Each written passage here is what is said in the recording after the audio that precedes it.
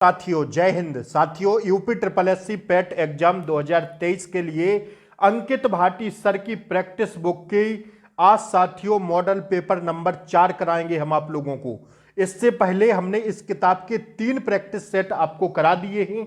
अगर आप लोगों ने इन तीनों प्रैक्टिस सेट को नहीं किया है, इन तीनों मॉडल पेपर को नहीं किया है, तो लिंक आपको इसी क्लास के नीचे डिस्क्रिप्शन बॉक्स में मिल जाएगी। इन तीनों प्रैक्टिस सेट की आप लोग वहां से जाके सारे प्रैक्टिस सेट कर सकते हैं। आइए देखिए पहला प्रश्न साथियों जो है ये रहा आपकी स्क्रीन पर।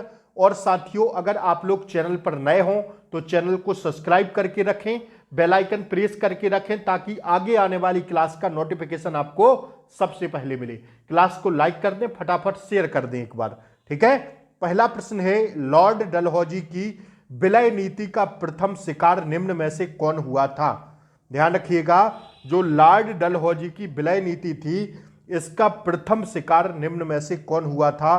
तो दोस्तों प्रथम शिकार हुआ था सतारा, ठीक है। सतारा इसका राइट आंसर है, ठीक है। शिकार कब हुआ था साथियों? सतारा जो शिकार हुआ था यह 1848 में हुआ था, ठीक है। ध्यान रखिएगा, डेट भी याद रखिएगा। तो इसका राइट आंसर है दोस्तों शिकार कब हुआ था? 1848 में। और सतारा क्या हुआ था? विलय, लॉर्ड डलहौजी की जो विलय नीति थी उसका प्रथम शिकार था सतारा, ठीक है। ऑप्शन ए इसका सही जवाब है। दूसरा प्रश्न देखिएगा फटाफट। रास बिहारी बोस द्वारा संगठित भारतीय स्वतंत्रता लीग किस संगठन का एक अग्रदूत था? तो इसका राइट आंसर हो जाएगा दोस्तों कौन सा? ऑप्शन बी, भारतीय राष्ट्रीय फौज। क्या थी? संगठन थी किसकी?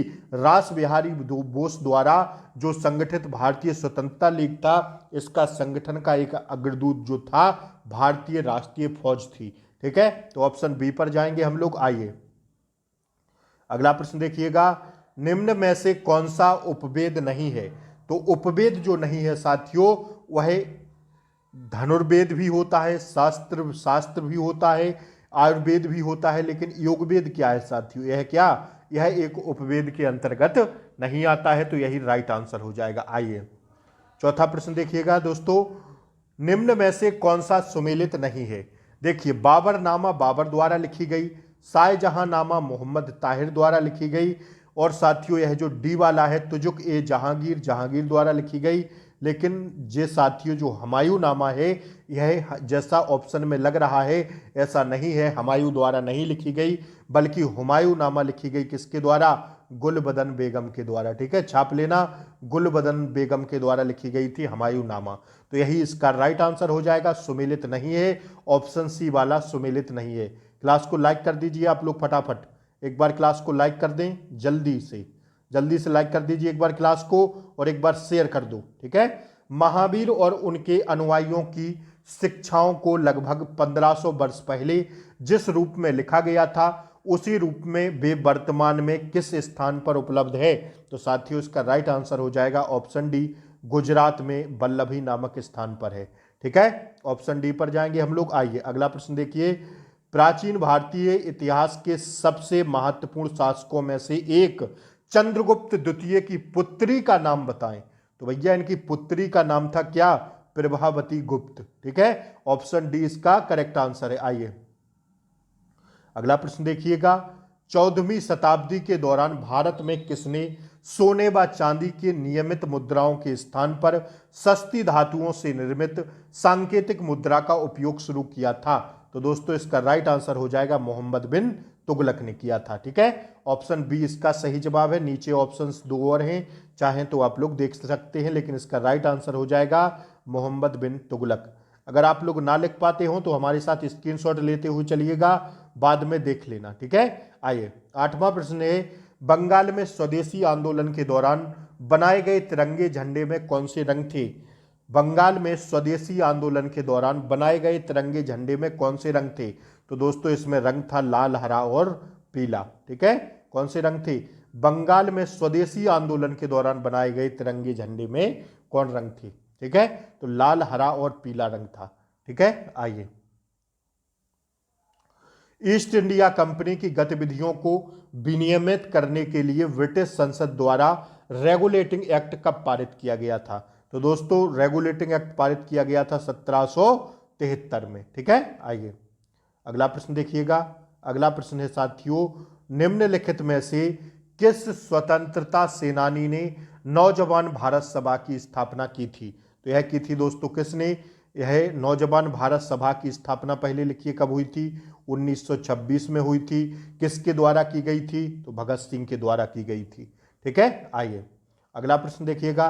चंद्रमा पृथ्वी का एक चक्कर पूरा करने के साथ ही अपनी धुरी पर डैश डैश डैश चक्कर पूरा करता है, एक चक्कर पूरा करता है। ऑप्शन ए इसका सही जवाब है। आइए अगला प्रश्न देखिए।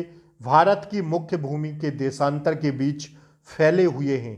भारत की मुख्य भूमि के देशांतर डैश डैश डैश के बीच फैले हुए हैं।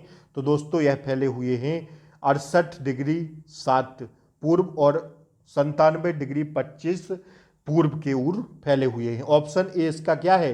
राइट आंसर है। ठीक है, ऑप्शन ए करेक्ट आंसर है। आइए 12वें के बाद आता है नंबर 13वां नंबर देखिए। निम्नलिखित में से किस राज्य से होकर कर्क रेखा नहीं गुजरती है? तो कर्क रेखा दोस्तों पश्चिम बंगाल से होकर गुजरती है, राजस्थान से होकर गुजरती है, गुजरात से होकर गुजरती है, लेकिन उड़ीसा से होकर क्या कर्क रेखा नहीं गुजरती है। ठीक है, आइए अब आप लोग कमेंट बॉक्स में बताइए कि उत्तर प्रदेश में कहां से कर्क रेखा गुजरती है। फटाफट कमेंट बॉक्स में इसका आंसर दीजिए।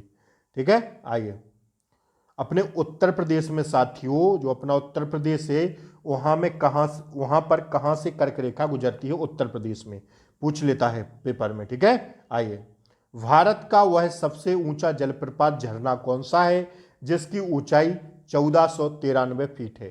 तो इसका सही जवाब हो जाएगा दोस्तों कौन सा है? ऑप्शन ए कुंचिकल जलप्रपात कर्नाटक में है, जिसकी ऊंचाई कितनी है? 1493 फीट। ठीक है, आइए अगला प्रश्न देखिएगा। अगला प्रश्न है, प्रशांत के रिंग को डैश डैश डैश का वलय भी कहा जाता है। प्रशांत के रिंग को डैश डैश डैश का वलय भी कहा जाता है। तो दोस्तों किसको कहा जाता है? आग को। ठीक है, आइए 16वां प्रश्न देखिए। नई औद्योगिक नीति 1991 के समय वित्त मंत्री निम्न में से कौन थे? नई औद्योगिक नीति 1991 के समय वित्त मंत्री कौन थे? तो उस समय वित्त मंत्री थे साथियों डॉक्टर मनमोहन सिंह। ठीक है, आइए निम्नलिखित में से कौन अप्रत्यक्ष कर है? तो अप्रत्यक्ष कर है जो है साथियों सीमा शुल्क। यह कैसा है? यह एक अप्रत्यक्ष कर है। ठीक है, लिख लेना सीमा शुल्क क्या है? अप्रत्यक्ष कर है। बढ़े अगले आगे की क्वेश्चन की ओर। आइए 18वां देखिए। प्रधानमंत्री द्वारा कब बेटी बचाओ बेटी पढ़ाओ घोषित किया गया? कब किया गया था? 22 जनवरी 2015 को। ठीक है, आइए महालनोबिस मॉडल आधार था डैश डैश डैश पंचवर्षीय योजना का। किस पंचवर्षीय योजना का महालनोबिस मॉडल आधार था? तो दोस्तों द्वितीय पंचवर्षीय योजना का। ठीक है, आइए बैंकिंग सुधार समिति को निम्न में से किस नाम से जाना जाता है? बैंकिंग सुधार समिति को जानते हैं नरसिंघम समिति के नाम से। ठीक है, आइए निम्नलिखित में से कौन पंचायतों की वित्तीय स्थिति का पुनर्विलोकन करने के लिए वित्त आयोग का गठन करता है? तो दोस्तों इसका राइट आंसर हो जाएगा ऑप्शन सी संबंधित राज्य का राज्यपाल। ठीक है, संबंधित राज्य का राज्यपाल क्या करता है? वित्त आयोग का गठन करता है। ठीक है साथियों, क्लास अच्छी लग रही हो तो लाइक कर दें, फटाफट क्लास को शेयर कर दें, जम के शेयर करिएगा आप लोग। अब मैं कल परसों में घटना चक्र भी प्रैक्टिस सेट आपको सुबह करवाने वाला हूं, तो चैनल को सब्सक्राइब करके जरूर रखें, बेल आइकन प्रेस करके भी रखें ताकि क्लासों का नोटिफिकेशन पेट परीक्षा तक आपको नियमित तौर पर मिलता रहे। ठीक है, तो प्लीज क्लास को चैनल को सब्सक्राइब करके जरूर रखें। भारतीय नागरिकों के मौलिक अधिकारों का वर्णन है कहां पर? तो मौलिक अधिकारों का वर्णन है साथियों संविधान के अनुच्छेद 12 से 35 तक। ठीक है, मौलिक अधिकार जिन्हें मैग्ना कार्टा भी कहा जाता है मौलिक अधिकार को। ठीक है, भाग 3 के अंतर्गत आते हैं। ठीक है, भाग 3 के अंतर्गत आते हैं मौलिक अधिकार। ठीक है, और मौलिक कर्तव्य मूल कर्तव्य आते हैं भाग 4A के अंतर्गत। ठीक है, जो 11 है हमारे मूल कर्तव्य हैं और यह है 12 से 35 तक। ठीक है, मौलिक अधिकार ध्यान रखिएगा इन सारे पॉइंटों को। बढ़ते हैं हम लोग आगे। ठीक है, आइए निम्नलिखित उच्च न्यायालयों में से कौन से एक अधिक राज्य केंद्र शासित प्रदेश के लिए है? इलाहाबाद एक ही है, दिल्ली एक ही है, गुजरात जो मुंबई है, यह साथियों कई जगह का क्या है? हाई कोर्ट है। ठीक है, राज्य व केंद्र शासित प्रदेश का क्या है, उच्च न्यायालय है। ठीक है, आइए बढ़े आगे। आइए, भारत के संविधान के अंतर्गत विषय तथा संबंधित सूची के बारे में निम्न युग्मों में से कौन सा एक युग्म सुमेलित नहीं है। तो कौन सा युग्म सुमेलित नहीं है यह पूछा जा रहा है। तो भैया जो युग्म सुमेलित नहीं है वह है कौन सा, ऑप्शन बी, शेयर बाजार। ठीक है, शेयर बाजार दोस्तों समवर्ती सूची में नहीं आता है। किसमें आता है, संघ सूची का विषय है। लिखिएगा, शेयर बाजार संघ सूची का विषय है। ठीक है, आइए आगे बढ़ते हम लोग अगले प्रश्न पर। देखिए, निम्नलिखित संविधान संशोधन अधिनियमों में से एक में यह प्रावधान है कि केंद्र और किसी राज्य में मंत्रिपरिषद का आकार क्रमशः लोकसभा सदस्यों की कुल संख्या एवं उस राज्य के विधानसभा के सदस्यों की कुल संख्या के 15% से अधिक नहीं होगी। तो यह किसमें किया गया है, यह किया गया है साथियों, ध्यान रखिएगा, ऑप्शन ए 91वां संविधान संशोधन के तहत। ठीक है, ऑप्शन ए इसका सही जवाब है। आइए, सरोता कौन सी श्रेणी का उत्तोलक है। तो सरोता दोस्तों द्वितीय श्रेणी का उत्तोलक है। ऑप्शन बी इसका सही जवाब है। आइए, 27वां प्रश्न देखिएगा, दूरदृष्टि दोष से पीड़ित व्यक्ति के नेत्र में किसी वस्तु का प्रतिबिंब कहां पर बनता है। तो इसका सही जवाब हो जाएगा रेटिना के पीछे। अगला प्रश्न देखिएगा, कृत्रिम सिल्क के रूप में कौन सा सिंथेटिक फाइबर जाना जाता है। तो दोस्तों सिंथेटिक फाइबर जाना जाता है रियान में। ठीक है, आइए अगला प्रश्न देखिएगा, कृत्रिम वर्षा के लिए प्रयुक्त किया जाता है क्या। तो कृत्रिम वर्षा के लिए प्रयुक्त किया जाता है सिल्वर आयोडाइड। ठीक है, आज की क्लास का अंतिम प्रश्न, जीएस के प्रश्न यहाँ समाप्त होते हैं। जीएस के प्रश्नों को मैं आपको डेली अंकित भाटी सर के प्रैक्टिस सेट से करा रहा हूँ। आज चौथा प्रैक्टिस था, 3 प्रैक्टिस सेट हो गए हैं। लिंक इसी क्लास के नीचे डिस्क्रिप्शन में है। सारे प्रैक्टिस सेट को कर लेना, अति महत्वपूर्ण है जीएस के लिए। पौधों के किस भाग से हल्दी प्राप्त की जाती है। तो हल्दी प्राप्त की जाती है पौधों के तना भाग से। ठीक है, ऑप्शन सी। आज अपना टारगेट कमेंट बॉक्स में जरूर बताएं आप लोग कितना सही कर पाए। ठीक है, 30 में से। जय हिंद, फिर मिलते हैं कल अगली क्लास के साथ। तब तक के लिए जय हिंद, टेक केयर, बाय बाय, नमस्कार।